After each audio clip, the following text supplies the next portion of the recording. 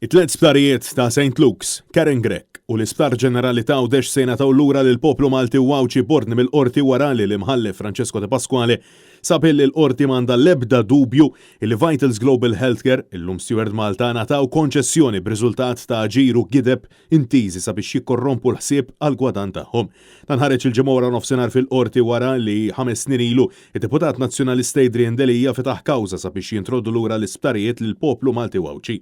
Fi-sentenza tiegħu l-imħallef Francesco De Pasquale ċanfar bil-kbir l-aġir ta' Vitals u Stewart kif ukoll lil min kien responsabbli mill-gvern. L-imħallef saħaq illi ebda mill-milestones miftema tal-obbligi li kellhom jilħu Vitals Global Healthcare ma kienu ntlaħqu u minflok illi l-gvern ta' Malta ma riħassar il-ftehim u jieħu lura l-proprjetajiet b'mod deskritt mill-qorti stess mill-aktar inkredibbli fit-30 ta' Ġunju 2017 ċeda għal kollox u aċċetta tibdil fil-ftehim ma' Vitals. Fejn, wara li ma laħqux l-obbligi mid-data stipulata, il-gvern ikkonċedilhom 3 snin oħra u iżjed minn hekk estensjoni awtomatika tas sena u nofs oħra.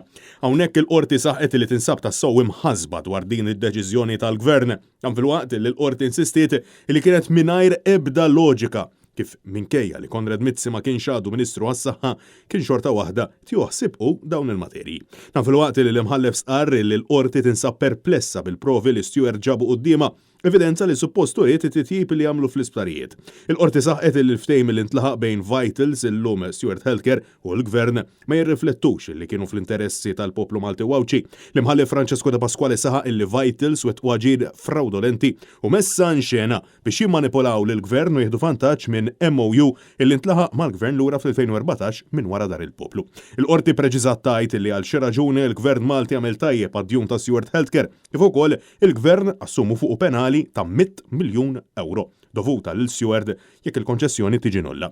L-imħallef sostna li l-gvern kien obbligat illi ma jaċċettax it-trasferiment bejn Vitals u Stewart u li kellu l-obbligu li jinħall mill-kuntratti kollha iżda minflok daħal f'pis finanzjarju enormi. Għallaqstant, il-qorti ddikjarat fost oħrajn illi kemm Stewart kif ukoll Vitals kisru l-obbligi tagħhom. Għallaqstant, ordnat illi jitħassar u jannulla il-konċessjoni. Sussekwentament, deputat nazzjonalista Adrian Delija saħaq barra l-qorti illi din hija rebħa għal Malta. Rebħet Malta, rebħet il-ġustizzja, ħarġet il-verità, hemm minna illi fil-wiċċ tal-korruzzjoni ma tista' tieqaf tiġġieled qatt u ma taqta' qalbek qatt.